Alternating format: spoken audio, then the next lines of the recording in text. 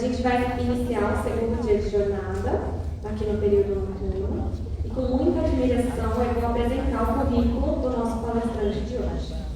Antônio de Pádua Serafim, neuropsicólogo, doutor pela FMUSP, professor do Instituto de Psicologia da USP, coordenador do Laboratório de Estudos e Pesquisas em Avaliação Psicológica e Neuropsicológica, professor supervisor no Núcleo de Psiquiatria e Psicologia Forense. A palestra de hoje, como a Cláudia já disse, vai ser sobre o panorama da psicologia forense no Brasil. Com muita honra e com muitas palmas, eu gostaria que a gente recebesse o Serafim.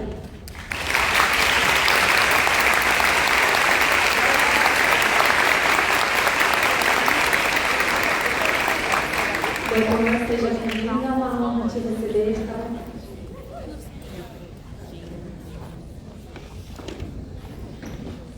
Boa noite.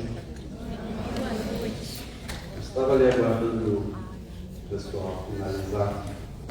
A menina que estava apertando falou: nossa, hoje vamos ter palestras maravilhosas.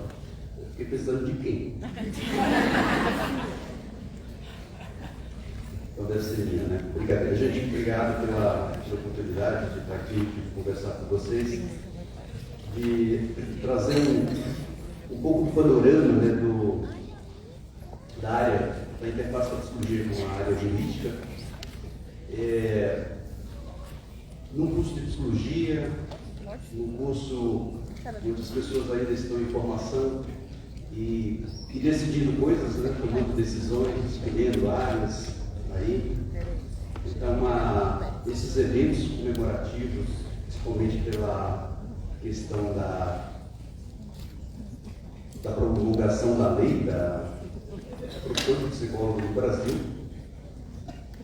Tivemos agora, no domingo passado, dia 27 de agosto, 61 anos de regulamentação da nossa profissão. E também dizer que eu já passei por aqui há algum tempo atrás. Eu fui professor aqui da unidade em 2010 a 2012. Vou trazer para vocês este panorama mais geral da nossa área aqui. Então, como a Yasmin falou, eu trabalho em vários segmentos. Eu tenho 31 anos de atuação em psicologia, 23 no Hospital das Clínicas, da Faculdade de Medicina, e durante um tempo eu fui diretor da área de psicologia e neuropsicologia, que é uma área que eu atuo bastante. E também fui coordenador por 17 anos da área de psiquiatria e psicologia forense do HC. Então, ao longo desse tempo, venho trabalhando nesses segmentos, tanto da intervenção, da área da saúde, quanto da área jurídica. O ano passado eu resolvi mudar tudo isso. Então, depois de 23 anos das escolas clínicas, eu resolvi prestar um concurso interno lá na USP para professor, e eu saí do hospital. Depois de 23 anos de atuação, né? Aí hoje eu estou fazendo o que os alunos geralmente me perguntavam quando eu dava aula. Eu chegava para dar aula à noite, eles perguntavam assim: professor, o seu trabalho além de dar aula? Então, eu fico pensando agora, né? Só que eu estou trabalhando, mas agora eu só estou dando aula. Então, depois desse tempo todo, eu migrei para o Instituto de Psicologia. Estou lá desde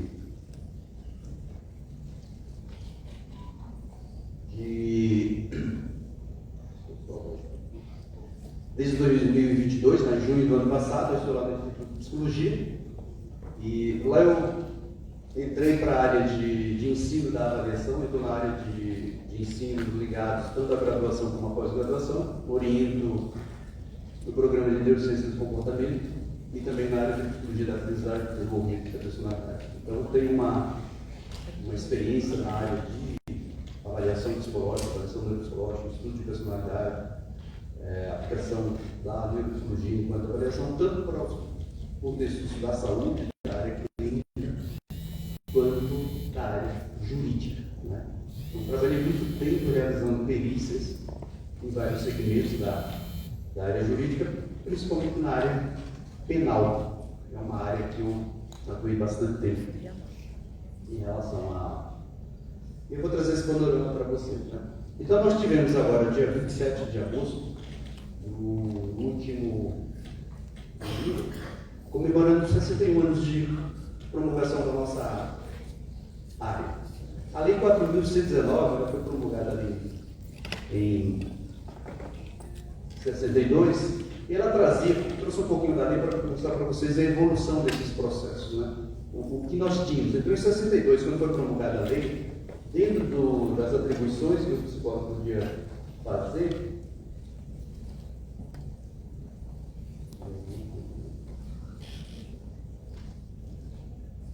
uma das poucas atribuições que nós tínhamos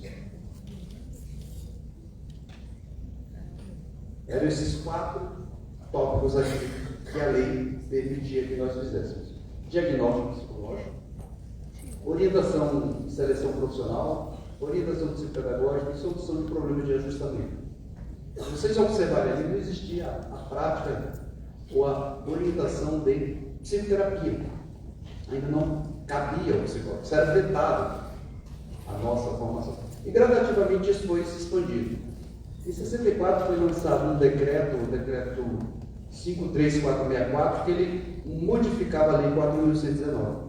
E aí, nesse decreto já se ampliou um pouco das atribuições do psicólogo. Vocês podem ver aqui que além daqueles 4 que já estavam, apareceram dirigir serviço de psicólogos, né, em órgãos de estabelecimentos públicos, autárquicos, ou paraestatais, que é chamados privados, né? Ensinar cadeiras de disciplinas de psicologia, supervisionar profissionais, assessorar tecnicamente e realizar perícias. Isso começa a partir de 64, já aparecia ali o termo realizar perícias e emitir pareceres. Ainda não aparecia para a gente tratamento psicológico, né? Realizar psicoterapia. Isso é um processo que foi se consolidando ao longo do tempo. Tá? Não vou entrar nos detalhes porque tinha esses versos, porque o foco nosso é falar justamente da área da interface. Então, muita coisa evoluiu em 61 anos, muita coisa tem para evoluir aqui. Nenhum curso de psicologia de 5 anos ele consegue abordar a amplitude da prática da psicologia. Né? Porque a nossa área é muito complexa.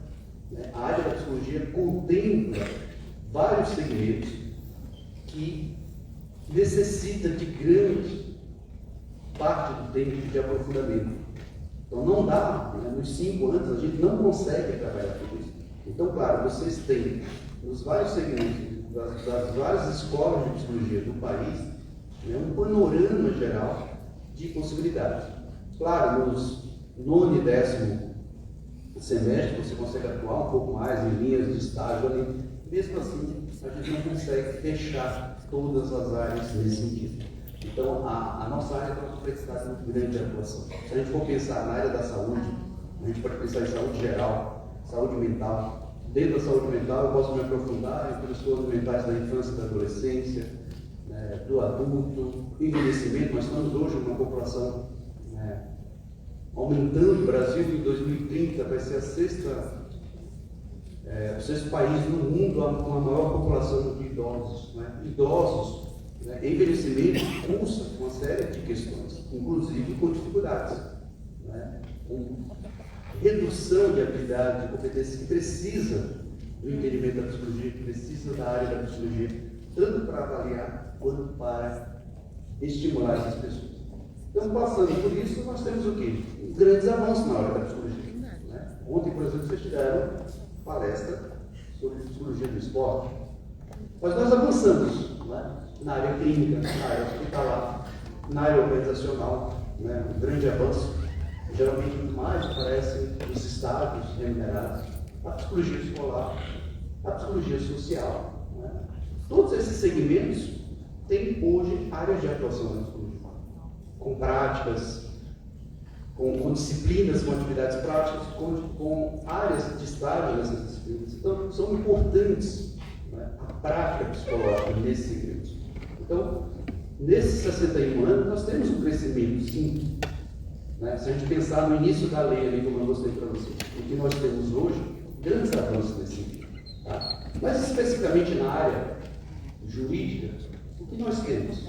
Já constava ali no decreto de 64, que cabia à área da psicologia realizar a avaliação diagnóstica pericial. Então, como se dá essa exceção dessa interface da psicologia com o direito, mesmo que em 64 já havia essa notificação? Isso, embora a lei tenha notificado isso, essas práticas demoraram a aparecer. Elas surgem mais efetivamente praticamente 20, quase 30 anos depois da promulgação da lei. Quando, nos anos 80, começam os primeiros cursos, já se consolidando os cursos de formação de psicologia, começam as primeiras disciplinas de psicologia jurídica, dentro do país. É uma questão que se discute muito, o pessoal fica, é psicologia jurídica, é psicologia forense. É uma questão de uso semântico. Tanto faz ser jurídico ou ser forense, no meu entendimento, está falando da mesma coisa. Claro que vocês vão encontrar literatura brasileira dizendo que jurídico é mais apropriado do que forense, porque forense se refere à forma. Então, eu sempre me pergunto, todo o processo jurídico ele acaba onde? Onde fora. Então, independente desse motivo. Então, se a gente pegar, por exemplo, na última década da sociedade americana de justiça, mostra, por exemplo, que de 2010 a 2020, houve nos Estados Unidos, por exemplo, um aumento absurdo de demandas da necessidade da participação do psicólogo para auxiliar processos cíveis e processos criminais. Ou seja, demandas de dúvidas, geralmente criminal. Geralmente o pessoal da graduação que curte a área jurídica sempre pensa nos processos criminais, sempre pensa nos criminal minds, CSI, todo aquele cenário. E nós não temos isso na nossa realidade, tá, gente? Mas as pessoas sempre se preocupam com isso. Quais são as demandas de fato? O que é que nós temos de fato no Brasil que cabe à prática da psicologia forense ou psicologia jurídica? Tá? Lógico, Estados Unidos, Canadá, México,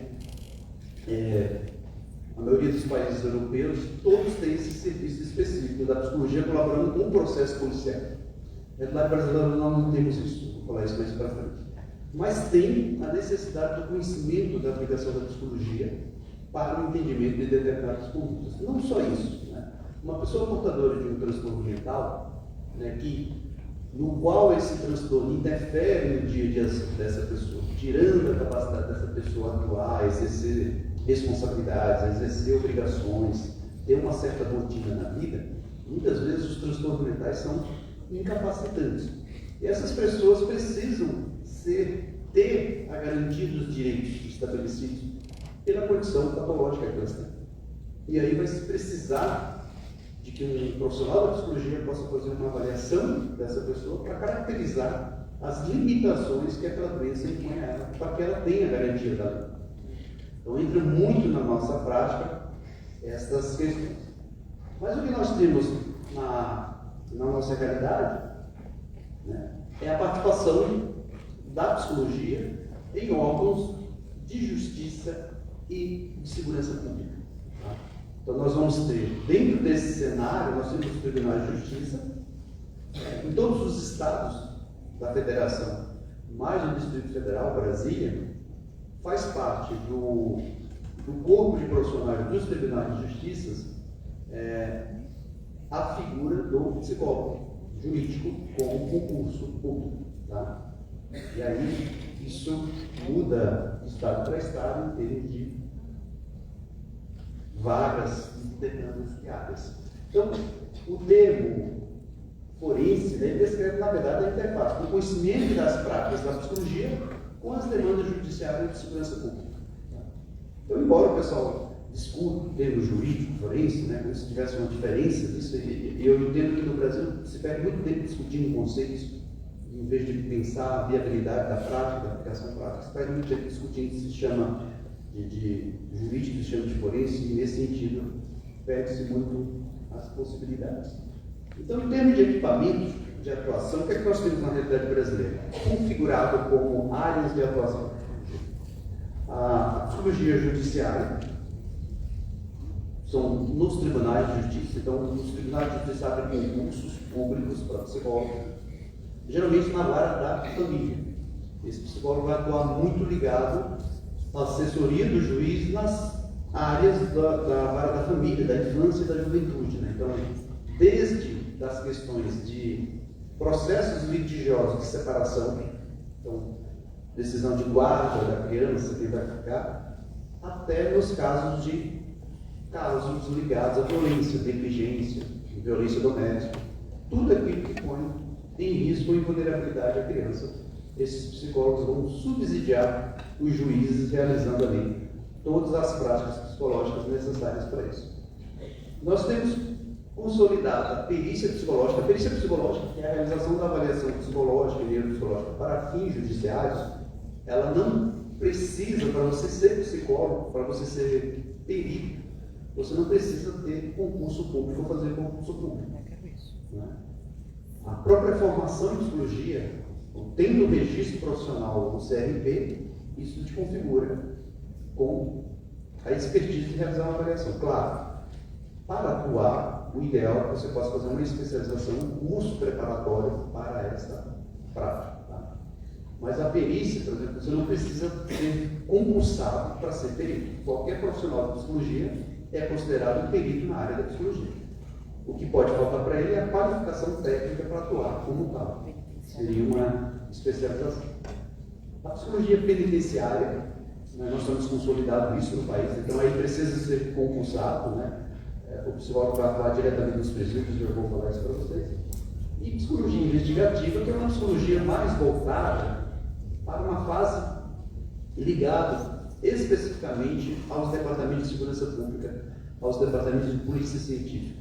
Nós não temos essa configuração efetivamente nem nas vagas dos departamentos de polícia científica, nem na configuração da descrição das práticas de psicologia emitida pelo Conselho Federal ao Ministério do Trabalho. Então, todas as práticas psicológicas, aquilo que a gente exercita enquanto psicólogo e psicólogas, tem uma configuração, tem uma descrição de cargos no Ministério do Trabalho. Nós não temos essa regulamentação nessa prática da psicologia investigativa, que eu vou falar para vocês também, o que se trata disso.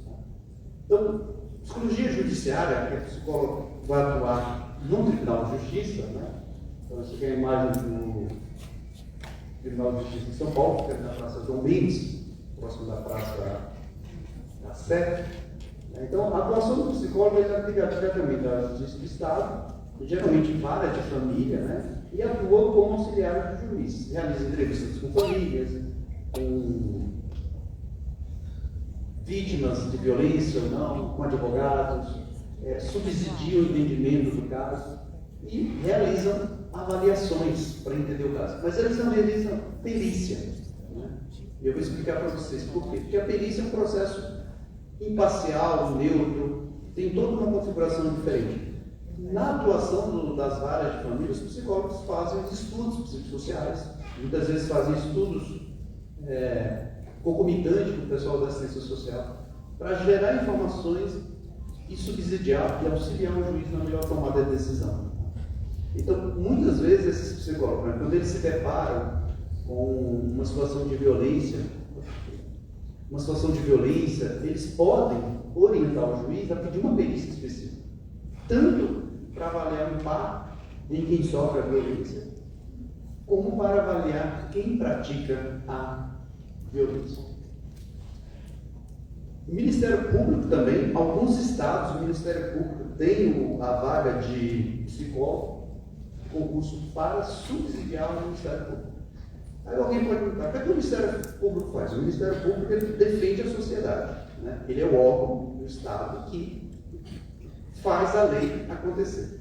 E tudo aquilo que tem interface de saúde mental, tudo aquilo que envolve questões relativas à saúde mental, o promotor ou a promotora ele não tem os conhecimentos necessários sobre essas áreas. Então ele precisa de psicólogos lá subsidiando eles, as ações, o que precisa, o que deve, quando ele despacha as suas ações, os seus despachos, que envolvem alguma questão de saúde mental, os psicólogos auxiliam esses promotores.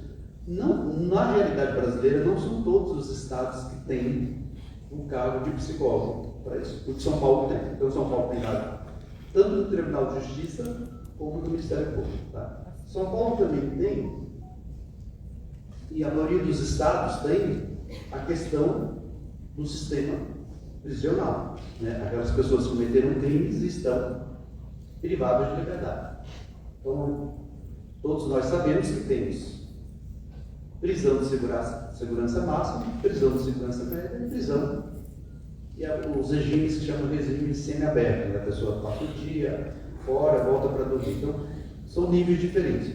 Os psicólogos eles vão fazer concursos para trabalhar nos sistemas penitenciários, né? E eles vão trabalhar com, com todo o apoio psicológico ao interno dos sistemas prisionais. Porque está previsto na lei de execução penal. Está previsto a oferta de serviços de proteção e de garantia de direitos, né? Inclusive para a questão da saúde mental do preso. Faz parte da legislação.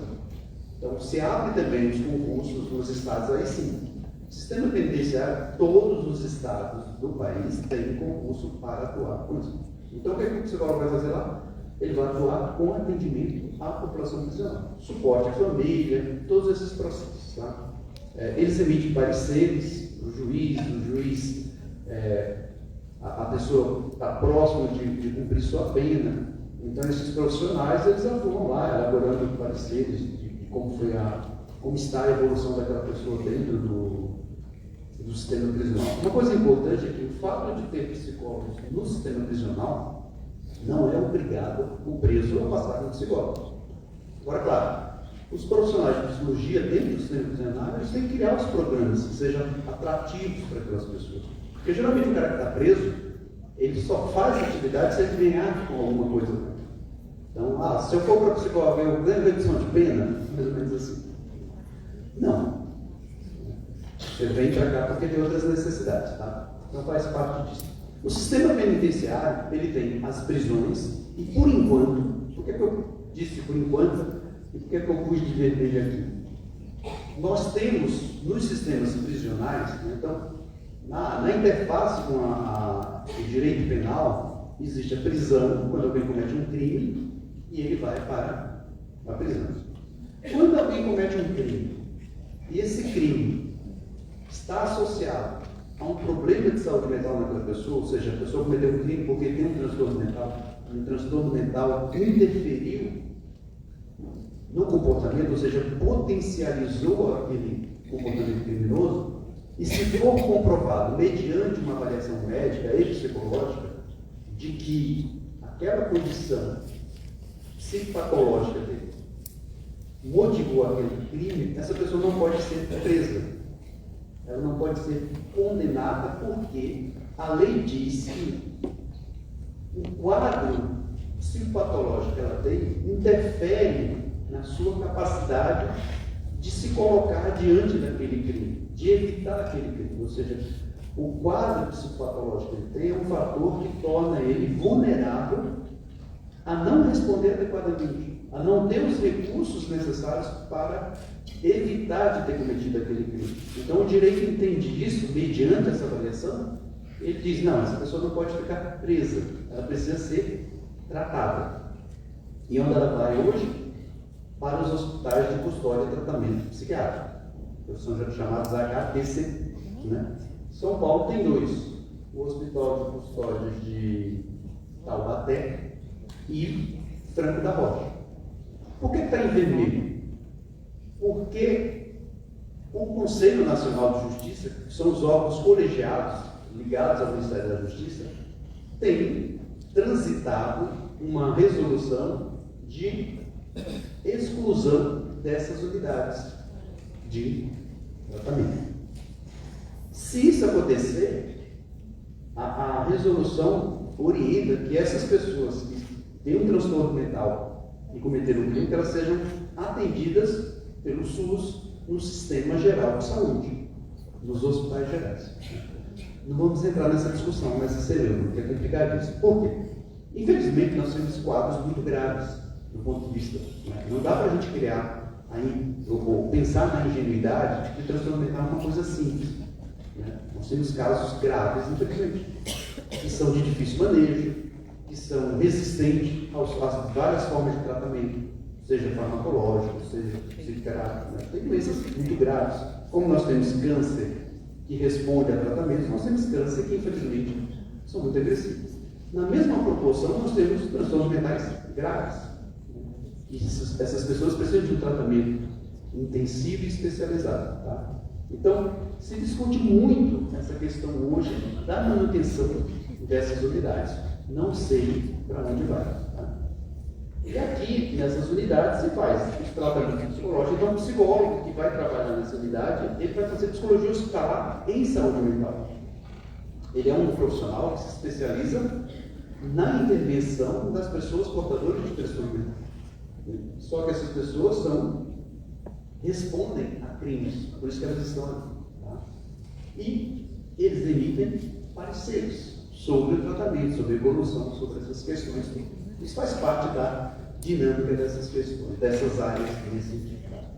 Além disso, nós temos as demandas de perícia psicológica. Então, demandas de perícia psicológica envolvem o quê? Sempre que há dúvida sobre o funcionamento psicológico de alguém que está envolvido em algum processo judicial. Esse processo judicial pode ser um processo na área civil ou na área civil, pode ser um processo na área trabalhista, alguém alega que sofreu um assédio moral ou sexual e desenvolveu uma depressão por isso. Então, vai ter avaliação psicológica para configurar ali as relações, estabelecer as possíveis conexões disso. Ou a pessoa trabalha numa indústria química, e a exposição àquele produto gerou um dano naquela pessoa e ela começou a apresentar problemas de memória, né? Porque aquele produto químico lesionou alguma região do cérebro que prejudica a sua memória. Então precisa fazer uma avaliação para configurar o prejuízo para que se aplique a lei. Ou cometer um crime e aí surgem dúvidas sobre se aquela pessoa tem ou não condições de entender o que fez. Então, as demandas de perícias vão ver isso. E a perícia é isso. A gente vai fazer um estudo completo sobre cognição, eficiência intelectual, características de personalidade, traços de personalidade, regulação emocional, todos esses processos. A diferença da avaliação que vocês aprendem nas disciplinas de avaliação cognitiva, avaliação de personalidade, é que aqui ela tem um fim jurídico. Na clínica, geralmente, quando a gente faz uma avaliação, a gente faz uma avaliação ampla, a gente elabora um documento chamado laudo de avaliação, contendo um monte de informações. Na prática jurídica, quando eu faço uma perícia, o laudo é diferente, a resposta é diferente. Por quê? Quando se pede uma perícia, vem uma pergunta ou vem várias perguntas, que são quesitos, e o profissional precisa responder esses quesitos. O laudo produzido pela avaliação pericial, ele só responde ao que se pergunta. Quando eu faço uma avaliação na clínica, eu coloco todas as informações, eu dou sugestões, eu dou orientações. Quando se faz um laudo pericial, não, você responde ao que se pergunta, se for o juiz ou o advogado decide. Tá? Então, as demandas de perícia psicológica acontecem aqui. No direito penal, né, quando alguém comete um crime e tem dúvidas sobre a sua sanidade, ou ele está privado de liberdade, está buscando a mudança, né, a progressão de pena, questiona sobre se ele pode ou não sair. Dá um exemplo bem prático, bem polêmico, o tempo todo se fala, né? Nós tivemos casos aí midiáticos de crimes violentos, né? De crimes graves, de crimes, não necessariamente crimes violentos, outros crimes, mas de crimes midiáticos. Suzane von Richthofen é um desses casos. Os casos Nardoni são outros casos. Então, sempre que a Suzane entrou com pedido de progressão de regime, mas a mídia, a sociedade, ela cometeu um crime grave. Só que a lei diz isso. Que as pessoas que são condenadas cumpriram sua pena, elas têm direito a sair. É a lei que se estabelece, independente do crime que ela fez. Se ela cumpriu a sentença punitiva pelo seu comportamento, só que aí, quando essas pessoas pedem progressão, cria-se a alusão de que essa pessoa precisa de uma avaliação, ou seja, ela não entrou no sistema prisional devido a uma avaliação psicológica, mas para ela sair as pessoas pedem, o juiz nesse sentido, de que com o objetivo de que a avaliação vai garantir que ela não vai reproduzir aquele comportamento. Então, na verdade, nós não temos esse poder de dizer se uma pessoa vai ou não reagir. É como você tratar na clínica padrão. Você atender uma pessoa que tem risco de suicídio, né, você pode dizer que ela tem risco de suicídio. Você dizer se ela vai ou não cometer o suicídio, esse poder preditivo, eu não tenho. Pode ser que tenha muita gente que esteja vendendo isso como um poder nesse sentido. Então, é um empoderamento muito grande, né? Então, a área da justiça faz muito isso. A área de interdição, né? A área do direito civil, então, uma pessoa que interdita, que começa a ter prejuízo de funcionamento. Dá um exemplo, uma senhorinha começou, lá perto do Hospital das Clínicas em Mineiros, ela começou a acumular urina. Ela fazia urina, colocava em garrafa de refrigerante e guardava no guarda-roupa. Morava no prédio e começou a ter, imagina, um cheiro bastante inadequado. Ou seja, a conduta dela começou a ter um risco sanitário. E ela precisou ser interditada, precisou ser avaliada para configurar que ela não poderia morar sozinha.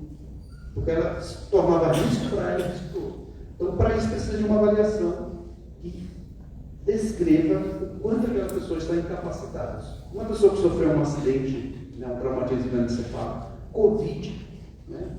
Covid está aí, com sequelas cognitivas de longa duração. Dependência química, uso crônico de determinadas substâncias, cannabis, crack, cocaína, álcool, pode gerar danos e torna a pessoa incapaz para uma série de questões. Tá? Então, todas essas demandas vão acontecer. Dano psíquico, dano psicológico. Né? Alguém que configura a vivência do assédio moral e a pessoa adoece psiquicamente. Isso vai demandar a perícia. Capacidade para o trabalho. Uma pessoa sofre uma condição e avalia se ela pode ou não continuar trabalhando. Uma questão da aposentadoria por invalidez, um transtorno mental pode configurar uma invalidez. E, para isso, o perito pode ou não ser concursado, como eu falei para vocês. Então, por que isso acontece?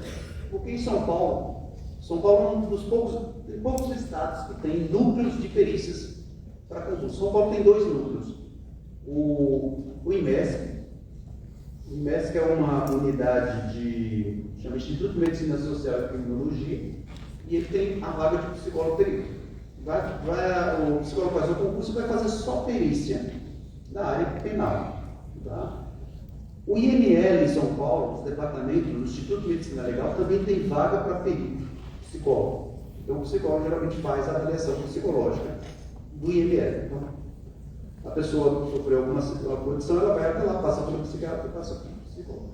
Rio Grande do Sul tem um departamento, chama Departamento Geral de Perícias, tem concurso. O Rio Grande do Norte criou esse estado. São os estados que eu conheço que tem a figura do concurso para psicólogo. Mas como eu falei para vocês, para atuar como perito você não precisa ser concursado, você pode atuar com a sua formação. Tá? Então, perícia, o que é a perícia? A perícia é a aplicação do conhecimento da psicologia, da avaliação psicológica, da avaliação psicológica para as questões da lei. Então, eu vou usar todos os recursos de uma avaliação psicológica voltada com o objetivo para a justiça, seja a área penal, trabalhista, civil. Né?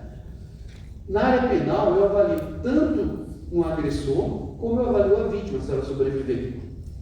Dependendo do crime, não a vítima entrou em óbito. Mas eu avalio tanto a vítima, por exemplo, se o cara ele é um agressor sexual, ele faz a questão ele praticou um estupro, e a vítima, por exemplo, tem deficiência intelectual, ou seja, a condição, mesmo que ela seja um adulto e ela tenha a deficiência intelectual, a perícia não vai ser no agressor, vai ser na vítima. Por quê?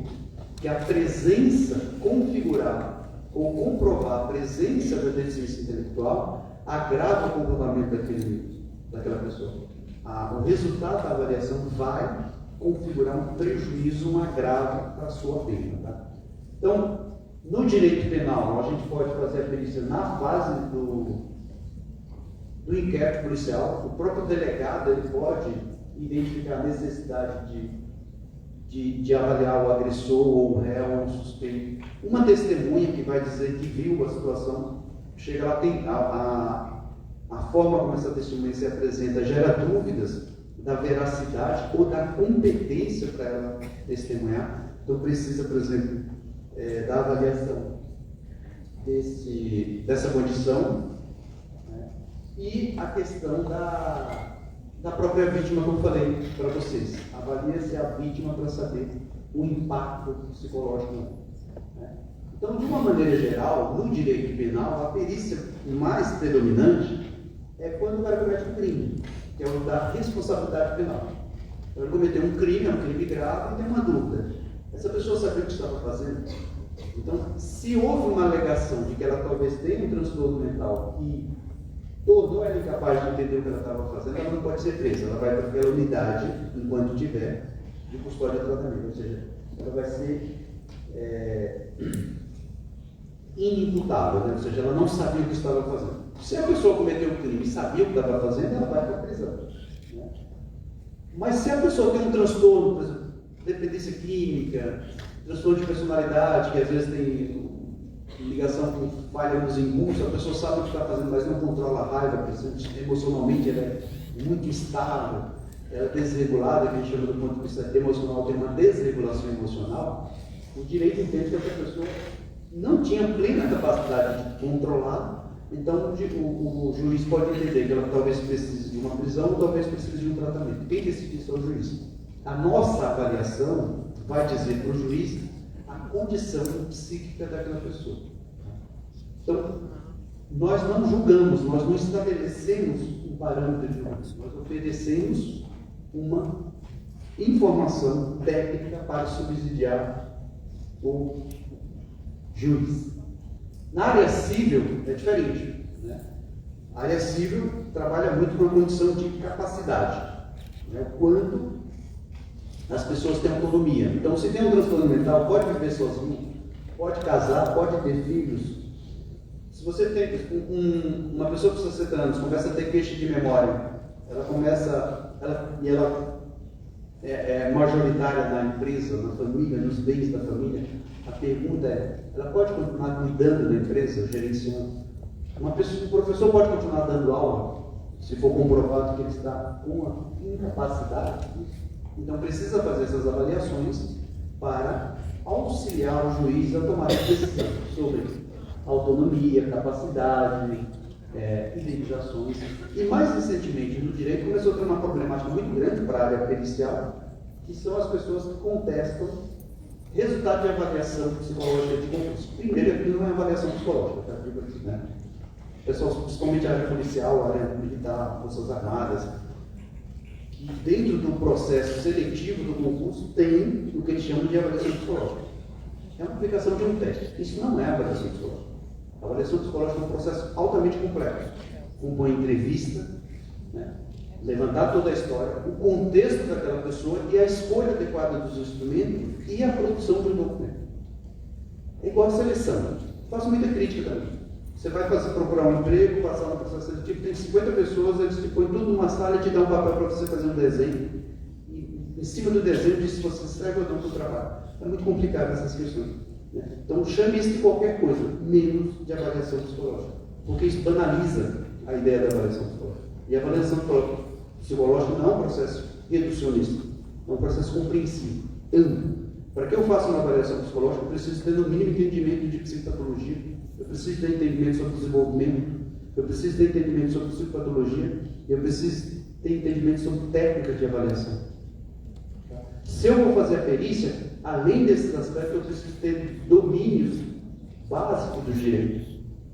Então, o pessoal se submete aos concursos, é aplicado um determinado teste nele e ele é reprovado para ser policial. Aí ele entra com uma medida cautelar ou uma medida de segurança. Ou seja, judicialmente ele suspende temporariamente aquele resultado e o juiz determina que ele passe para uma nova avaliação. E geralmente nesses concursos da Polícia Militar, o cara é reprovado porque aparece lá no teste que ele fez que ele não tem uma boa habilidade no relacionamento pessoal ou que ele não tem capacidade de liderança. E eu fico sempre me perguntando, isso diz se a pessoa vai ser um bom ou não policial? Mas são esses critérios. E a pessoa entra na atuação. Isso não gera um problema grande, né? Porque a perícia não avalia isso. A perícia vai avaliar uma condição geral de saúde. Eu fiz uma perícia, era um concurso para oficial da Polícia Militar médico. Um médico era cirurgião de tórax, cirurgião de pronto-socorro, e ele fez o concurso para a Polícia Militar, e o concurso para a área médica era para laudar ultrassonografia. Se fazia ultrassom, ia para ele laudava. Ele foi reprovado no teste psicológico. E apareceu exatamente isso no teste dele lá. Que ele não tinha capacidade de liderança nem bom relacionamento interpessoal. E eu fiquei pensando, para que serve isso? Para quem vai laudar imagem? O cara não lida nem com uma pessoa, ele está no papel. Um microfilme, né, que tem, ele olha lá, a ultrassom pélvica, abdominal, vai dizer se o seu rim está grande, pequeno, né? É bom. Ele precisa saber medicina nuclear, não relacionamento pessoal. Entendeu? Só para vocês terem ideia dessas divergências aí. O direito do trabalho também demanda perícias, né? Hoje, muito menos, porque com a modificação da lei, a lei diz que para você, se você está questionando alguma questão trabalhista, o ônus da prova é de quem provoca a ação. Então, se alguém quer dizer assim, eu fui assediado, tá legal. Entra no processo, se você perder, você paga o seu advogado e o advogado da empresa. Você imagina como choveu de processo. Né? Isso não significa que as pessoas não continuam sendo discriminadas, violadas nas relações trabalhistas. Então, o direito do trabalho também vê verificação de nexo de causalidade. Né? Então, aquele exemplo que eu dei no início, a pessoa trabalhando numa empresa química desenvolveu um tumor pela exposição àquele produto e esse tumor interfere no seu funcionamento psicológico. Tá? Acidente de trabalho. Então, a pessoa sofreu um acidente de trabalho, assalto, e alguém desenvolve um estresse pós-traumático, isso é um acidente de trabalho. Né? A avaliação psicológica vai configurar a presença do estresse pós-traumático para aplicar a lei nesse sentido. Né? Os transtornos mentais relacionados ao trabalho, né? Então, você sabe quais são as 3 profissões que mais demandam perícias trabalhistas? No estado de São Paulo, professor, principalmente da rede pública, policiais e profissionais de enfermagem. São os que mais apresentam problema de saúde mental relacionado ao trabalho. O dano psíquico e assédio moral. Né? O assédio moral hoje sexual no Brasil, além do processo civil, ele é criminal. Né? Assediar alguém moralmente é crime também, diga-se de passagem. Nexo técnico-epidemiológico, quando várias pessoas estão apresentando o mesmo problema, então várias pessoas apresentando a mesma queixa, e claro, aposentadoria por invalidez. Eu já tive que fazer uma perícia de uma enfermeira de centro cirúrgico. Ela desenvolveu um toque, um transtorno obsessivo compulsivo, de verificação de instrumento na hora da cirurgia. Você imagina, o cirurgião ia pegar os bisturi para cortar a pele, ela fazia, peraí, deixa eu ver se está tudo limpinho. Aí começava a atrapalhar a cirurgia. Aí teve que afastar ela desse. Então, mais um ponto do panorama nosso, a psicologia investigativa, que é aquela ligada aos profiling, que todo mundo já ouviu falar, né? Eu vou ler a mente do criminoso. E as minhas fecha os olhos que eu vou ler para assim, tem poder, né? Então, nós não temos isso. Né? Isso é bem desenvolvido nos Estados Unidos e na Inglaterra, em Liverpool. Em Liverpool nós temos o David Kahneman, um psicólogo que trabalha muito com esse poder. Então, o perfil criminal ele vai avaliar o quê? Geralmente a relação da vítima ao agressor. Então, quem é a vítima, quem é o agressor, é um processo de investigação na fase inicial da investigação policial. Então, é um psicólogo especializado em comportamento criminoso. Então, ele vai auxiliar os investigadores, não é o psicólogo que está com a arma à cintura procurando os bandidos, né? Ele gera conhecimento para que o investigador faça isso. Então, geralmente, você tem um perfil geográfico, como um modelo de você associar a relação de crimes com a residência do agressor. Né? Então, geralmente, você faz a análise das vítimas e você geralmente estabelece um parâmetro, um modelo matemático para isso, e você consegue auxiliar os policiais dizendo, pelo padrão de crime, pelo tipo de característica, o agressor mora na região. Então, você avalia rota de fuga, padrão de crime nesse sentido. Esse é um modelo desenvolvido pelo David Campbell. E o outro é o perfil criminal desenvolvido pelo Holmes nos Estados Unidos, que é o famoso estudo psicológico das características do criminoso. Então vai se trabalhar aqui com a questão do funcionamento psicológico pelos padrões também de crime, pela forma. Então você analisa documentos, entrevista com peritos, entrevistas com vítimas quando tem sobrevivente, local do crime, área de capacitação, análise de logística, análise de provas, tudo isso. É um psicólogo especializado nisso. Eu fiz um curso, uma vez eu fui para um congresso na Itália, eu conheci uma professora da Universidade de Nova York, que ela trabalhava exatamente com isso. Então eu fiz amizade com ela, passei dela veio para o Brasil e nos deu um curso de perfil criminal. É fantástico. Mas a gente não tem isso previsto. Onde eu deveria ter isso? Nos departamentos de polícia civil e no departamento de polícia federal, para auxiliar as investigações. Aí é muito estranho, soa muito estranho para mim, eu espero que não tenha ninguém na plateia que seja policial. Né? Uma vez eu estava dando uma palestra falando mal da polícia, né? Aí alguém levantou a mão e falou assim: professor, eu sou policial, e o senhor está fazendo mal, está falando mal da polícia. Eu falei: de qual? Você é civil ou militar? Ele fez civil, eu estou falando da militar. Então, mais ou menos isso. Então, o que acontece?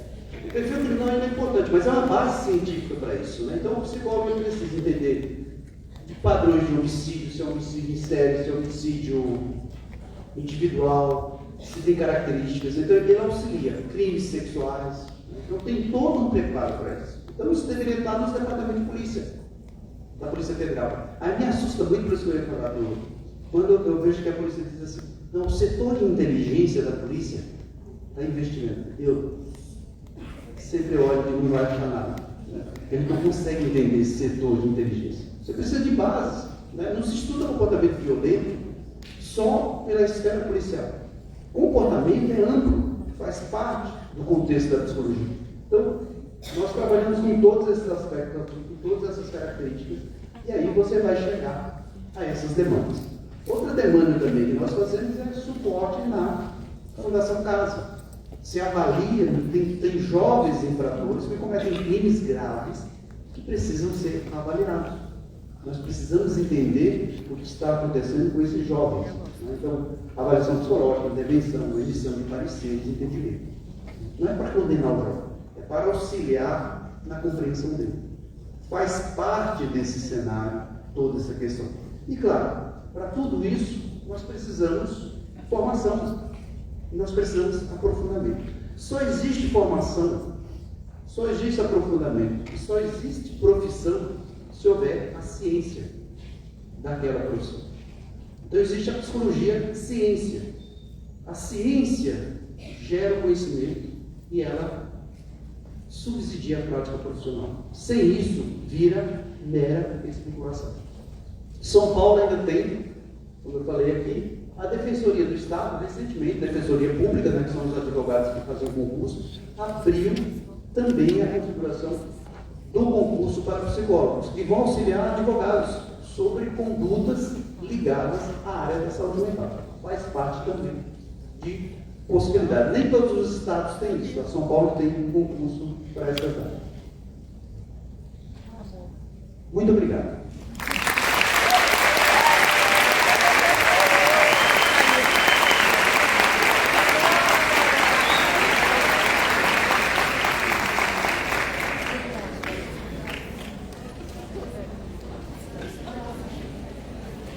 Vamos então começar com as perguntas.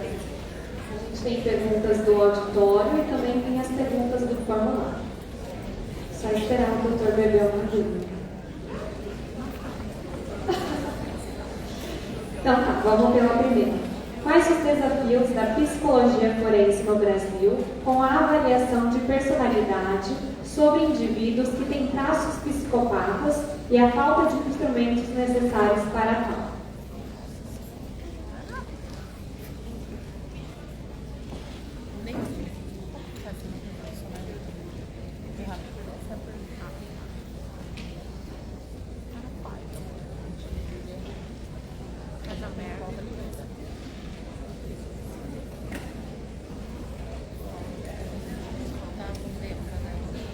Bem, na verdade, todo o processo de avaliação psicológica é um desafio.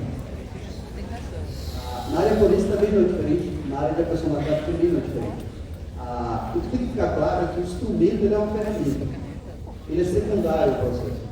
Né? Então, o que dá a base do entendimento em discussões com se a gente pensar numa personalidade antissocial, com traços de psicopatia, lembrar que psicopatia não é um diagnóstico, né? Ela é um construto, mas não é um diagnóstico. Ela faz parte de uma configuração de características ali, mas o diagnóstico em si é a personalidade antissocial.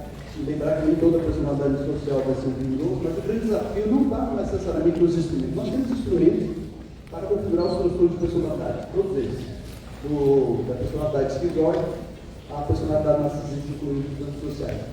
Então, o desafio não está necessariamente no instrumento. O desafio está numa boa preparação do profissional para que ele tenha condições de realizar um bom exame psíquico, uma boa entrevista clínica e fazer a escolha adequada dos instrumentos. A aplicação do instrumento em si, ele não pode ser desvinculado do contexto social. Se a gente não entender, se a gente não tiver claro que é uma constituição de uma personalidade que configura traços antissociais e psicopatia, não é o instrumento que nos vai revelar isso. Então, o instrumento ele não pode ser utilizado como ultrassonografia, que você vai usar e revelar. Faz o padrão da vida. Desenha uma casa, uma árvore e uma pessoa que vai saber tudo sobre você. Né? Não é isso. A gente precisa de uma base nesse sentido. Então, o desafio é uma formação ética, uma formação humanitária, lembrar que quem trabalha nessa área não está avaliando monstro, como a gente muitas vezes vê isso, né? O cara cometeu um crime grave. Eu vou avaliar uma pessoa que cometeu um crime grave. Né? E eu preciso entender sobre aquela pessoa para que a lei seja aplicada adequadamente à sua condição.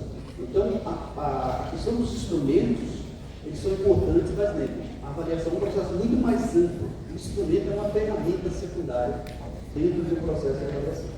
Cabe muito mais ao profissional essa formação ampla. Se eu não souber entrevistar alguém, se eu não souber identificar características psicopatológicas, se eu só sei fazer isso mediante o instrumento, é alguma coisa errada comigo. Por quê? Eu só aplico o instrumento quando eu compreendo a necessidade e eu sei que aquele instrumento é adequado para validar aquilo que eu já levantei como hipótese.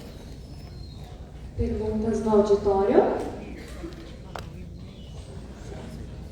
Nath? Boa noite. Primeiramente, eu queria agradecer ao sócio PP, a Cláudia, por ter trazido o Serafim hoje. Eu sou muito admiradora do trabalho dele como profissional. Meu nome é Natália, eu estou no 10º semestre. Vou chamar você de Nath, já falar. Pode chamar. Pode chamar. Depois que você coloca a minha voz, já fui. Sem problemas. Eu queria saber a sua opinião sobre a escala Hare. Porque dizem aqui, né, eu sei que a escala Hare, assim como muitos testes, ele vem de fora, e aqui ele é muito utilizado para psicopatia, para traçar traços de psicopatia. Só que em cursos externos que eu já fiz de psicologia jurídica, um professor meu falou que essa escala ela foi criada muito mais voltada para o público masculino, como se não existisse psicopatas mulheres. E que não existem estudos com a escala Hare puxado para a mulher. Aí eu não sei se tu, nos seus estudos de psicopatia, se você utiliza a escala, eu gostaria de saber qual que é a sua opinião sobre a escala e se realmente existe isso de não ser tão bem aplicada quando se trata de psicopatia em mulheres. Obrigada.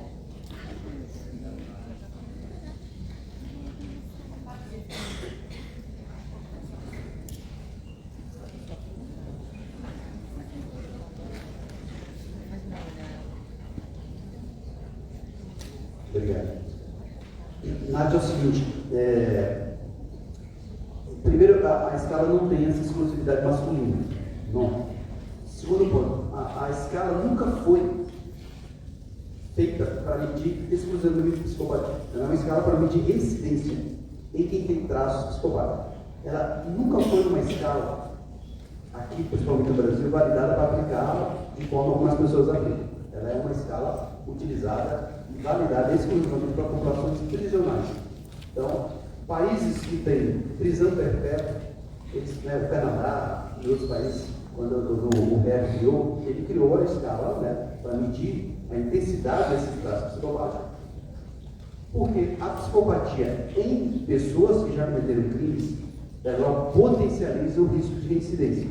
Então se usa muito no sistema prisional. Mesmo aqui no Brasil, quando ela foi validada, eu participei da aplicação dela, no começo dos anos 2000, na população prisional, ela é exclusiva para isso.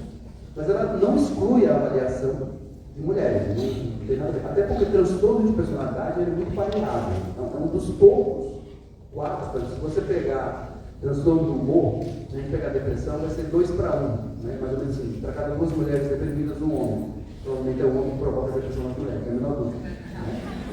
Mas, na personalidade, não. A proporção é muito parecida. Né? A proporção de transtorno de personalidade, de um modo geral, vai de 0,5% a 3% da população para cada transtorno. Tem inclusive os transtornos antissociais.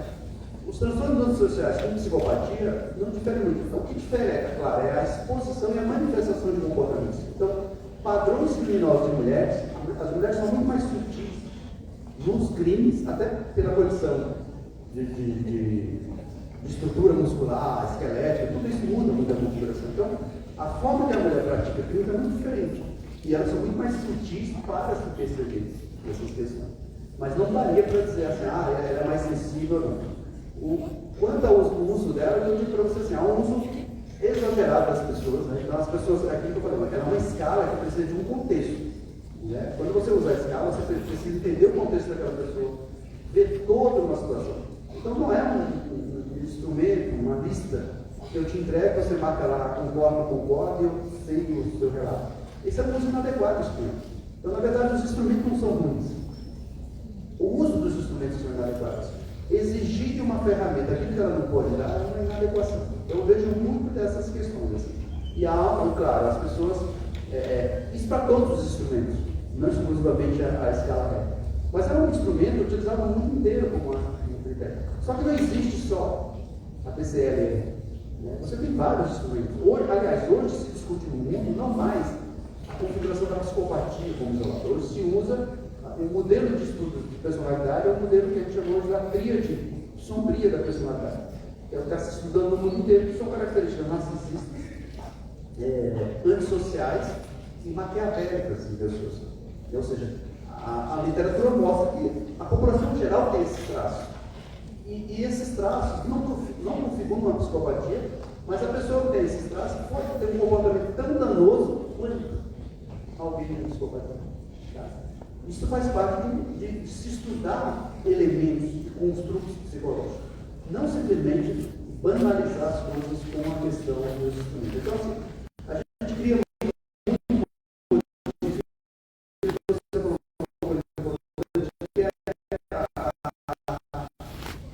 a tradução e adaptação de um instrumento para cá. A gente pega o Sudeste, uma coisa sul, aí outro Centro-Oeste, Norte, Nordeste do país.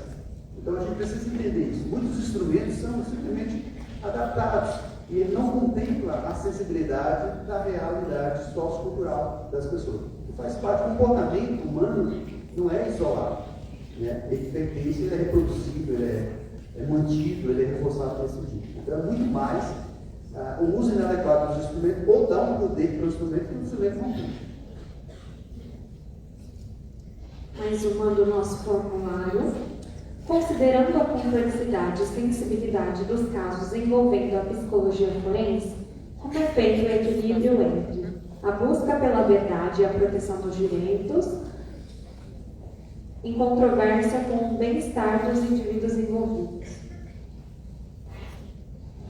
Vou dar um exemplo bem. Eu avalio um rapaz que matou 42 crianças. Ele matou de 4 a 11 anos de idade. E fui fazer a perícia dele e chegaram para mim e falaram assim: nossa, como é que você avalia um monstro desse? E eu fiquei olhando e falei: mas que monstro? Eu estudei veterinário, né? Não, você avaliou uma pessoa. Não, avaliou uma pessoa. Então, isso tem muito a ver com os propósitos e o conhecimento da ciência. Né? Então, avaliar uma pessoa que cometeu um comportamento tão complexo, tão grave, matar uma criança de 4 anos de idade, ou de 11 anos de idade, 42 crianças. É gravíssimo. É uma pessoa que você tem que pensar em todos os segmentos da interação e da adaptação social complexo. Mas eu, enquanto profissional, né, eu tenho que garantir isso. Isso é uma condição da minha Constituição e da minha formação ética. Então, eu não posso produzir um documento ou atender essa pessoa com um senso de mobilizado pela comoção social e gerar informações no sentido de punir aquela pessoa. O meu papel na avaliação e o papel de qualquer pessoa que vai avaliar dentro do contexto de forense não é realizar a justiça. Quem realiza a justiça são os operadores de direito, advogados, juízes e promotores. Os profissionais de interface, de tangência com essas áreas, produzem conhecimento para subsidiar a decisão judiciária, não para julgar pessoas. Então, pode parecer estranho, mas eu sento diante de uma pessoa dessa como eu sento diante de qualquer outra condição. De um paciente e dele. É o meu conhecimento. Eu nunca tratei ninguém, né, no hospital, por exemplo, exatamente isso. Quando as pessoas falam assim, eu atendi um monstro, eu perguntei para ele se quando ele ia atender um paciente com uma psicose, ele chamava o paciente de esquizofrênico. Ele, não, claro que não, eu também não chamo o Francisco das Chagas que eu atendi de um monstro. Eu sento com ele e falo, boa tarde, Francisco, meu nome é Antônio Serafim. Como eu sentava no hospital e atendi uma pessoa no hospital. Então isso depende muito dessa formação. A formação jurídica, a formação forense, precisa ter esse cuidado. Porque às vezes tem um desejo, tem o imaginário do papel, mas a gente está cuidando de pessoas. A pessoa comete um crime, é grave. Uma vez eu estava numa palestra falando sobre agressão sexual. Eu estava falando sobre pedofilia e tal. E eu explicando, pedofilia é um transtorno.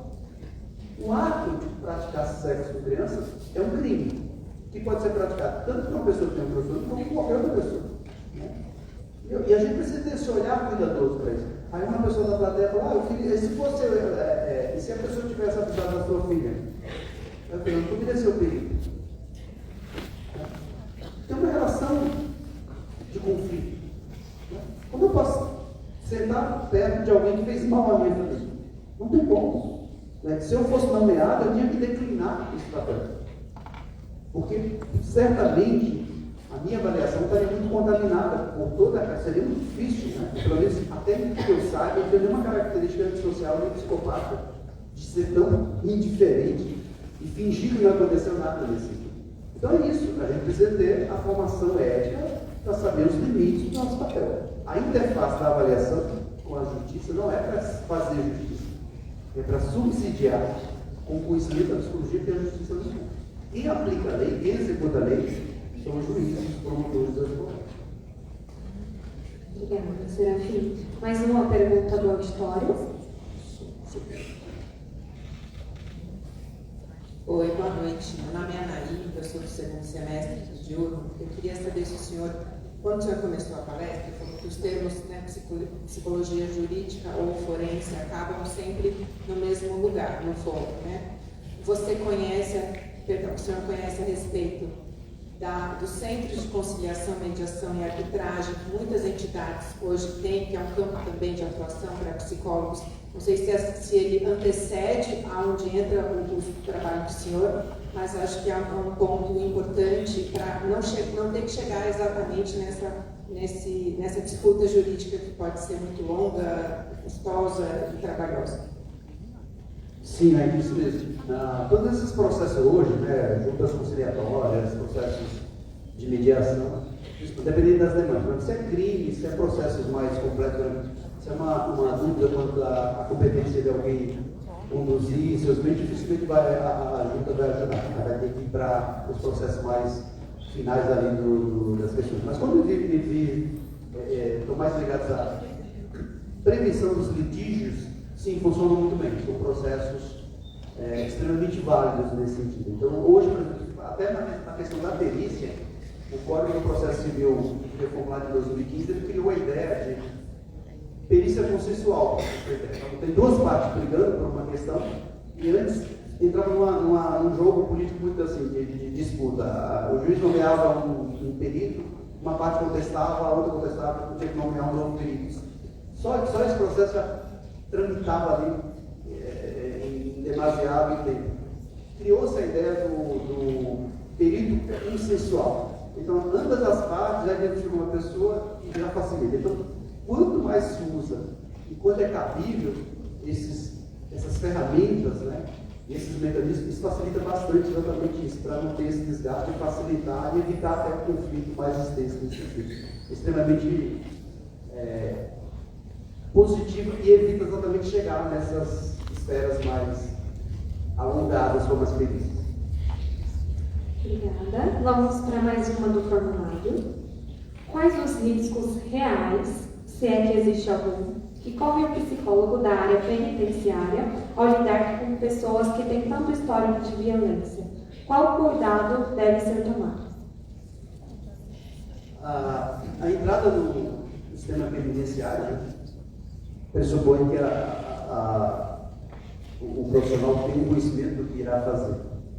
E isso depende muito exatamente do exercício que se faz. Né? Então, você pode trabalhar numa unidade de segurança máxima, você pode trabalhar numa unidade de custódia, né? De tratamento de custódia. A relação que a gente tem, por exemplo, quando eu vou fazer uma perícia, quando eu fazia perícia, quando eu ia fazer uma avaliação clínica, por exemplo, eu esclarecia para a pessoa, eu dava uma pequena aulinha, 10, 15 minutos, do que é uma avaliação psicológica, do que é uma avaliação psicológica. Eu explico para as pessoas. Imagina o seu ausente chega e tem uma dúvida sobre a memória dele. Ele foi ao médico e vai falar, não, você tem que fazer uma avaliação psicológica primeiro. Ele não ouviu falar da palavra de psicologia. E eu sempre expliquei para ele o que era uma avaliação, o que é que ele estava fazendo. Quando eu ia fazer perícia, a mesma coisa. Eu dava uma aula para a pessoa. Primeiro ponto, a área penal, por exemplo, né, no meu papel ali, eu não julgo, eu não absolvo, eu não condeno. O fruto do meu trabalho não vai interferir no processo dele. É uma dúvida, então eu esclareço para ele o que vai fazer. Então, essa transparência é muito importante. Eu nunca tive problema nenhum. Qual o papel daquele profissional? E quando esse profissional, esse psicólogo, esse interno, ele tem a possibilidade de conversar com o psicólogo, ele não vai conversar com o psicólogo. Tem esse imaginário. Claro, tem esse imaginário que, eu vou usar a expressão da cadeia, tá? Tem esse imaginário que quando você vai conversar com o psicólogo, você é um 13. O que é um 13? Que raio é esse? 13? Eles fazem uma brincadeira do artigo 26 do Código Penal, que diz que se alguém foi enquadrado no artigo 26, significa que tem um transtorno mental. O 13 seria metade disso. Ele está passando por um psicólogo, é um 13, né? Porque na gíria dos presentes tem muito isso. Então, quando o psicólogo ou a psicóloga tem a competência de deixar claro o seu papel, esse processo de ameaça, né, ele se dilui naturalmente, mesmo que você esteja trabalhando numa configuração de crimes graves. Agora, claro, em situação de rebeliões, né, um presídio que cabe 500 pessoas, tem 2.500, é complicado. Né? 700 tem o dobro. Risco tem. Como se tem risco no hospital psiquiátrico. O hospital psiquiátrico é uma unidade de tratamento daqueles casos que ambulatorialmente não conseguem tratar. Há risco lá? Também há risco. Temos que tomar os cuidados devidos, as proporções devidas, mas dentro do sistema penitenciário, se você deixa claro que consegue trabalhar, formar o seu papel, as atividades, você ameniza muito isso. Agora, risco sempre tem. Temos que estar sempre atentos. Né? Temos que tomar o cuidado de termos pessoas com poder de manipulação lá dentro. Tudo isso faz parte de um cenário. Você não está numa clínica, né? Você não está numa UBS, você não está numa unidade de saúde. Você está no sistema prisional, com pessoas que estão ali contra a sua vontade. Então a gente tem que entender o contexto. Aquela sempre frase que eu uso aqui. O contexto. A gente precisa entender que população nós estamos atendendo. E claro, qual o limite da minha atuação dentro do sistema prisional. Obrigada, doutor. Vamos para as duas últimas perguntas, uma do auditório e uma do Fones. Vamos começar pela do auditório.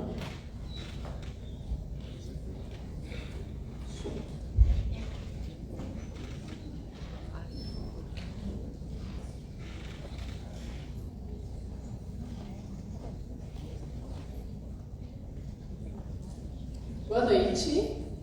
Boa noite. Eu gostaria de saber qual que é a especialização necessária que a gente precisa fazer depois da Colégio de Psicologia para atuar como psicólogo forense. E outra questão também é sobre o preparo mental necessário para lidar com essa área da psicologia. Qual é o seu nome? Emily. Oi, Emily. Emily, algumas faculdades têm a disciplina, né, de psicologia jurídica, mas geralmente o curso de especialização em psicologia jurídica depende do que você quer trabalhar. Então, como eu mostrei para vocês aqui, tem vários segmentos. Você pode trabalhar no fórum, nos tribunais e tal. O curso de psicologia jurídica que contempla, né, uma especialização que contempla disciplinas que falem dessas atuações, supriria para você. Mas uma coisa importante que vocês têm que procurar nos cursos de psicologia jurídica, de especialização, é se tem alguma coisa de formação em perícia. E perícia é uma demanda grande e as pessoas não têm muito essa questão da formação. Então, olhar bem instituições sérias, né, porque assim, o que a gente mais tem é um nicho mercadológico para estudo de curso de especialização em todas as áreas da psicologia. Não necessariamente eles te preparam. Tem gente também que faz a especialização só para ter alguma coisa. Mas o ideal é que você procure isso. Deve ter um curso de psicologia jurídica que fale das práticas, né, que traga um pouco mais de prática ali, das atividades práticas e que tenha algo ligado à perícia.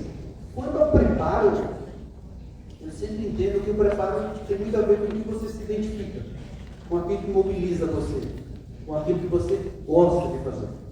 Né? Então, o universo aqui de vocês, na fase da graduação, é estar disponível a receber o máximo de informações, para que vocês possam gradativamente ir direcionando para as áreas de atuação. Agora, claro, preparo mental, ele depende de preparo intelectual, né? De preparo em termos de qualificação profissional e de entendimento do que eu estou fazendo. Porque se eu não tiver esse domínio, se eu tiver uma formação um pouco mais falha, isso vai repercutir com certeza na qualidade do meu trabalho e consequentemente vai me deixar numa situação talvez um pouco mais de insegurança nesse cenário. Outra forma importante de que melhora muito o seu preparo é poder ter uma supervisão de profissionais que atuam na área e possam subsidiar e preparar vocês exatamente para esses manejos do dia a dia. São possibilidades nesse sentido. Obrigada. A última pergunta. O que você acha que a psicologia tem a fazer em melhoria à saúde mental da população carcerária, em vista do encarceramento em massa e suas problemáticas?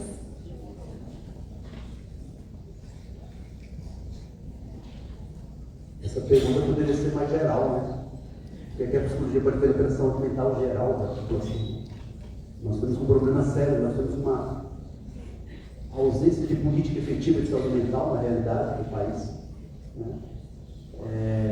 Nós não damos assistência, nós não temos assistência suficiente às demandas da sociedade. Nós tivemos um agravo pela pandemia, nós tivemos um aumento considerável de transtornos mentais na população.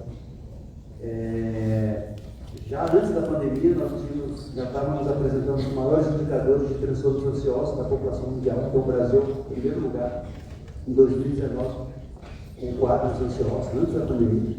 Depois da pandemia, nós pioramos os quadros ansiosos, depressivos, dependência clínica. E, claro, se nós já temos uma falha, né, e a falha acontece onde? Uma série de fatores. Então, se nós temos uma falha na sociedade geral, consequentemente, nós temos essa falha no sistema prisional. Né? Tanto pelo aumento do encarceramento, pela exacerbação do encarceramento, e a gente sabe quais são as pessoas que estão mais encarceradas, né? Na realidade brasileira. A gente sabe quem são as pessoas que são mais vulneráveis ao aprisionamento. E, claro, privação de liberdade e sofrimento psicológico. Nós temos uma baixa de interesse das pessoas, dos psicólogos, procurar o sistema penitenciário, fazer concurso para trabalhar, pela insegurança e pelo domínio do crime organizado no país, onde os presídios estão dominados, porque isso é um fator de risco. Mas eu também vejo por outro lado. Eu vejo ainda que a nossa formação é muito ruim em saúde mental. Né? E eu me pergunto sempre isso, o quanto se vê, o quanto os cursos preparam um psicólogo ou uma psicóloga para a psicopatologia. Como é que você trabalha a saúde mental se você não entende psicopatologia? E é muito estranho porque você aprende a abordagem sem entender a patologia. Você aprende uma abordagem que você enquadra a pessoa, não vê a pessoa, mas você enquadra a pessoa dentro do modelo que é estabelecido. Há uma falha na formação. Há uma redução de abertura do entendimento dos equipamentos de saúde para essa questão. Há um sucateamento da saúde mental. Há a privatização das unidades de saúde, como os CAPs. A gente precisa de unidades especializadas.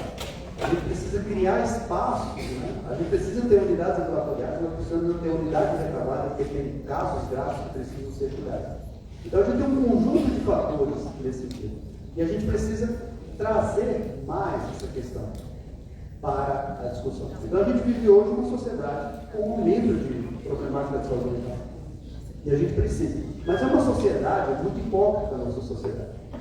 Porque ela não trabalha a prevenção, ela não se preocupa com isso, mas quando alguém, um jovem, que foi privado de uma série de fatores, ele comete um crime grave, é a mesma sociedade que vai discutir redução de maioridade penal. Se a gente já tem uma problemática de carcerária, nós somos a terceira população carcerária no mundo, a gente só perde para a China e os Estados Unidos. E as pessoas ainda querem reduzir a maioridade penal. E a gente não cuida das pessoas.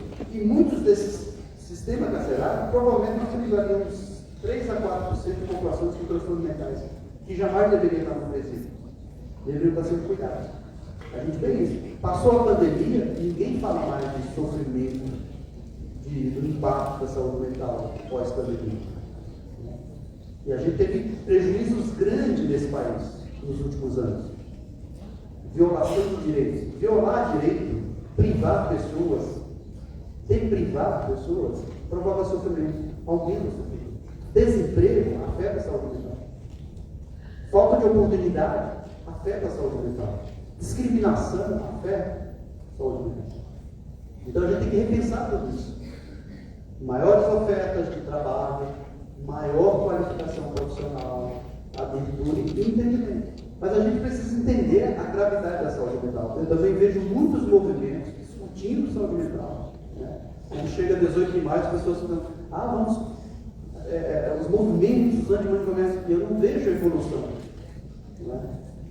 Claro, a gente precisa ter equipamentos adequados, mas nós precisamos formar melhor as pessoas. Nós precisamos que as pessoas sejam qualificadas. Uma pessoa que chega com uma crise de ansiedade no hospital geral, ela é maltratada. Porque eles entendem que a ansiedade é bobagem. Né? É xilique. Então a gente precisa reformar isso. E a psicologia também precisa sair um pouco da retórica e ir mais para a prática. Tem uma última pergunta, e essa a gente não pode deixar de fazer, que é da nossa coordenadora. Serafim, você em algum momento ali da tua aula, você falou sobre a avaliação de perícia de professor, se eu não me engano. Né? E algo que tem me preocupado, tenho pensado muito sobre isso. Não só professor de escola pública, mas também professor de escola particular, tanto do ensino fundamental, do ensino médio e também do ensino universitário. E pós-pandemia, eu tenho percebido, isso é só uma percepção minha, um aumento de burnout. E como que fica essa questão, né, no processo da avaliação, um professor ser afastado por burnout? Como é que é essa avaliação?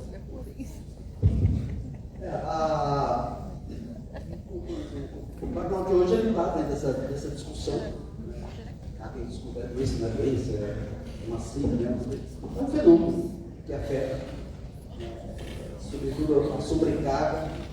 Qualquer processo que ele transita com sobrecarga, ele tem impacto emocional. Qualquer processo que provoca impacto emocional atinge o desenvolvimento e a funcionalidade cognitiva. Eu estar sobrecarregado com questão emocional dificulta a minha capacidade de concentração, dificulta a minha capacidade seletiva, consequentemente reduz a minha capacidade de aprendizagem e gera uma problemática. Além disso, ele vai causar um impacto no humor, sobrecarga, fadiga, desestimulação. cria-se um ciclo vicioso de um impacto generalizado. Eu começo a ter uma relação difícil com a equipe, com a turma começa a ter uma relação difícil. Então cria-se um sistema extremamente danoso e nocivo para quem está sobrecarregado e para quem está recebendo aquela informação. Né? E gera um sentimento de culpa muito grande daquele profissional, porque ele se cobra dessa condição. E aí vem o pior fator de tudo isso, que é a sensação, ou melhor, é a comprovação desse profissional, ele sente o desamparo do apoio social. As instituições não olham para ele com cuidado adequado, né? E aí ele começa a ter cobranças, e aí entra o risco ou as ameaças, principalmente se a gente pensar no setor privado, né? As ameaças de desemprego, de afastamento, essas coisas. Então isso só piora a situação. Né? E aí também, da mesma maneira que se faz a leitura de que a ansiedade é coisa boa, o burnout também passa a ser nadando, né? É um estresse, é uma sobrecarga, estafa. Não é. O fenômeno ele vai atingir as pessoas a cada maneira, né? De maneira muito específica. E se ele, numa condição dessa, recai em uma situação de perícia, e esse perito não está familiarizado com isso, ele vai ter uma relação muito automatizada com aquilo. É isso que eu falei, ele precisa ter a contextualização, né? Ele precisa entender o quanto uma condição de X, né, do ponto de vista psíquico, emocionalmente, cognitivamente, afeta o desempenho daquela pessoa. E às vezes o afastamento, às vezes a orientação, às vezes o remanejamento daquela pessoa é mais importante. É imprescindível para o reestabelecimento dela. Não adianta também cair numa condição de perícia, onde se faz aquela avaliação, sim ou não, tem ou não tem um problema. Tem, afasta. Não é isso. O que a gente pode contribuir e colaborar com essas questões? Então a gente precisa ampliar muito isso. Por isso que eu falei que a avaliação é um processo compreensivo. Ele não pode ser um processo classificatório. Porque se ele se reduz à classificação, ele configura um processo reducionista. Né? E ele acaba descredenciando todas essas outras características que a pessoa precisa nesse sentido. Perícias na área do trabalho são muito delicadas por isso. Que a gente precisa entender, né? O fato de não ter necessariamente um quadro específico dentro de uma nosologia, né? Dentro de uma configuração de doença, mas ele pode ter um estado de funcionamento altamente prejudicial, mantendo ele naquela exposição. Né? E aí você gera um ciclo vicioso, porque a tendência é ele cronificar uma problemática nesse sentido. E aí entra muito do que você falou. Por exemplo, depois da pandemia, eu tive colegas lá, durante a pandemia eu ainda estava no hospital, eu fiquei no comitê de crise, eu fiquei dentro do hospital, enquanto todo mundo estava em casa. Então, eu moro razoavelmente perto do hospital e eu passava muito na Rua da Consolação. E eu tenho imagem até hoje, eu passava na Consolação sozinho, né? Porque não tinha ninguém na rua. Eu ia para o hospital. Isso era muito complexo para mim, acostumado com aquele fluxo de carros vindo ali na Paulista e tal. E depois da pandemia, eu tive vários colegas médicos que desistiram da medicina. Psiquiatras falaram para mim: eu não quero mais trabalhar, eu não quero mais cuidar de pessoas, eu não quero mais estar responsável por mim. E foram fazer outras coisas. Como eu vi professores, como eu vi outros colegas que desistiram nesse sentido. Por quê? Porque tem todos esses impactos. Né? E a gente precisa entender. Então, saúde mental é muito mais amplo do que se fala. Né? Um estado de sofrimento, ele não é uma doença, necessariamente. Não é um quadro depressivo, mas ele é um quadro disfuncional. Ele impacta no funcionamento diário daquela pessoa e repercute de forma geral. Então você imagina um professor nessas condições e ainda tem que ter a representação. Se for uma mulher, pior ainda, porque ela ainda vai chegar em casa, ela tem o papel de mulher e de mãe de casa. Nessas condições. O homem vai ter outra configuração, sofre também, mas tem outros maneiras de lidar com isso. A mulher ainda vai ter a sobrecarga do funcionamento desse tipo.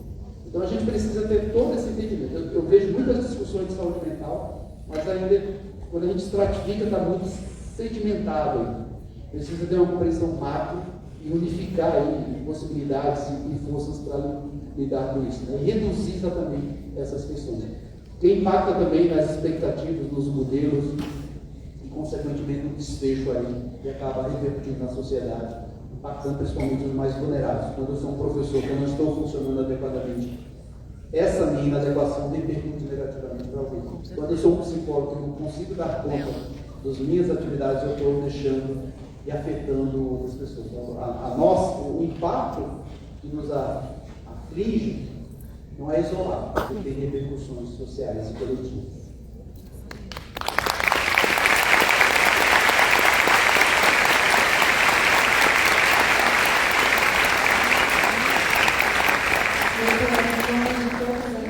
Eu queria agradecer imensamente você ter disponibilizado o seu tempo, sua presença, foi muito enriquecedor para todos nós, é uma grande honra te receber. Esperamos que você volte sempre para as próximas jornadas. Muito obrigada, mais uma vez, uma salva de palmas.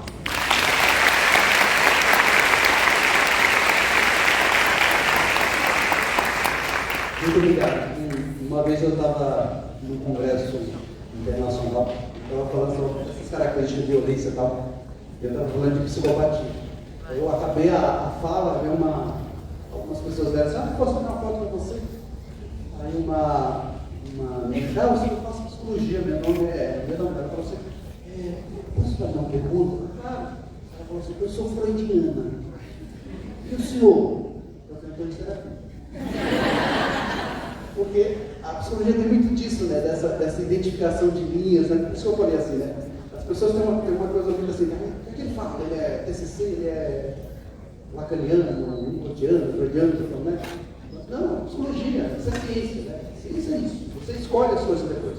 Vocês têm que aproveitar esse momento para isso. O objetivo é exatamente isso, né? É estudar. E lembre-se, tem uma coisa que eu acho fundamental para falar. Psicologia é uma área essencial à humanidade. É uma profissão difícil. Às vezes eu vejo a coisa muito banalizada. Nós trabalhamos com questões complexas, que só quem está nessa área sabe o que é você se responsabilizar pela fala do outro, pelo que o outro traz para você. Então, o que vocês estão fazendo é muito complexo. Eu tenho muito orgulho do que vocês estão estudando, que é dificílimo estudar ser humano.